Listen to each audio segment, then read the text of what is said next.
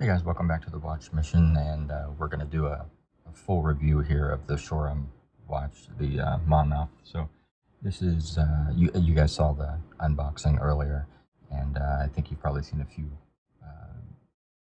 few posts on Instagram about it here as well. And I'm going to do a quick comparison, but what you have here is a watch that is from Wales. So to me, it has some surprising measurements. They just don't fit to what my eye is actually seeing. So it measures at 42.1 for the case, and the lug-to-lug length is 50. It has a 7mm crown, sapphire domed crystal, and the crystal, it's about 4, I think, if I looked at the measurements right, I think it's 4mm thick, and you can kind of tell. It's a good weight on the watch. Weighs in at 83 without the strap. It comes with 3 different straps, right, which I think I showed in the initial video, but this one is my favorite so far. So this is the silicone strap, and I got to tell you, I've had a few different silicone straps, but this one, not only does it really look like a leather strap, but it's nice and thick. Kind of hard to get a good image of it there, but it is nice and thick, and it's pliable. So throughout the day, your wrist might expand, contract, whatever, and this is going to accommodate that really well, and it just feels good on the wrist. And of course, if you swim or shower or whatever with it, you don't have to worry about it at all. But it feels great. All the straps that come with it are fantastic. They're good, but I've tried them all, and for me, this is my favorite. I really do. What I've appreciated inside and out is that sort of that inky black dial. I mean, it just looks so deep. They did a great job there. I love their logo. I love the name. I think they did a good job. It's got kind of the syringed hands, which are kind of reminiscent of maybe Sen hands, and a lollipop second hand there. All of those little indices are applied with Superluminova BW9, I think. I'll have to double check that. And what I wanted to do, oh sorry, I'll show you the back here as well. And I've got several pictures that I'll be putting up throughout this while I'm talking, but I love the design that they did on the back. I think that looks sharp, very military-esque. And that's not going to get old. I like that one. So here's what I'm going to compare it to, and kind of why I'm going to compare it. So right here is the Zelos Swordfish 40 in titanium. So that's not really a one-for-one, the titanium versus the stainless steel, but that's not really what I'm looking at. But I know you probably can tell there's a slight difference here. This is a 40 and this is a 42, but on the wrist, man, this does not feel any bigger than this one does at all. But these are around the same price, around 300 pounds here. I think this is, the 350, 400, somewhere around there. But they're pretty comparable in price, at least the price range.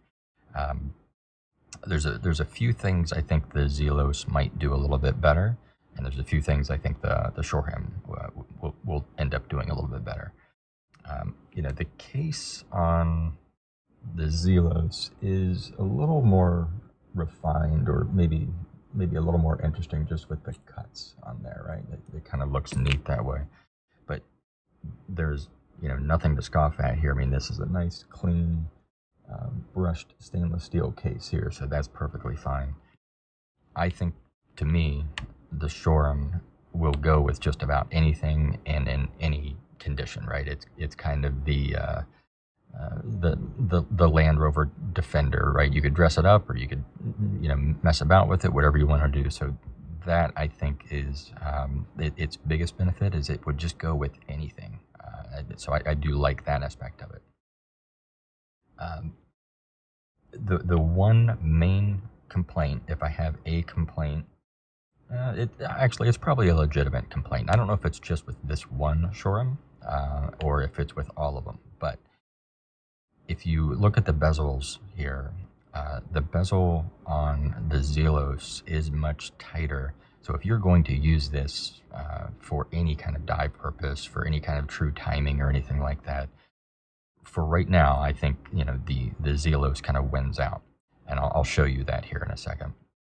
But I don't, right? I don't dive. I don't really, I'm not going to be timing things on any kind of a regular basis. So it doesn't bother me that this one has a little bit looser of a bezel. Now it doesn't, there's really no play, right? I'm not worried about that. There's no play in either one of them. But here's where the big difference is. If I try to turn the bezel on the Zelos with one finger, it is almost impossible, right? It's tough to do, you know. But once you grip it, you can really hear that thing ratchet. It is on there, and it's very consistent. So I do like that. Over here with the Shoreham, with one finger, I can turn it.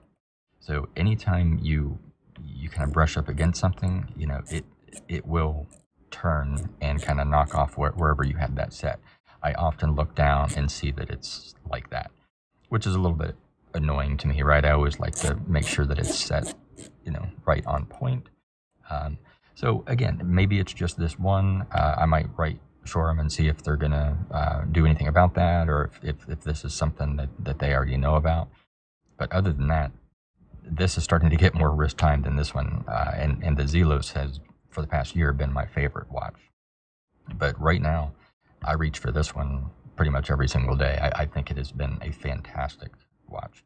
As far as Lume is concerned, I think they both do really well. Oh, sorry, one other thing is, as far as reflections are concerned, the Zelos, you can pretty much read the time regardless. The Shoreham will give, because of that dome, it will give a little bit more of a reflection, and I'll show that in some of the other videos that I took here as well.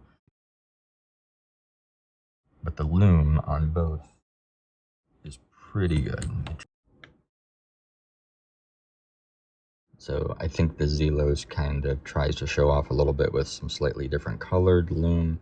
The Shoreham is just a little bit more classic, but they both have Lume bezels, and they both glow for a long time.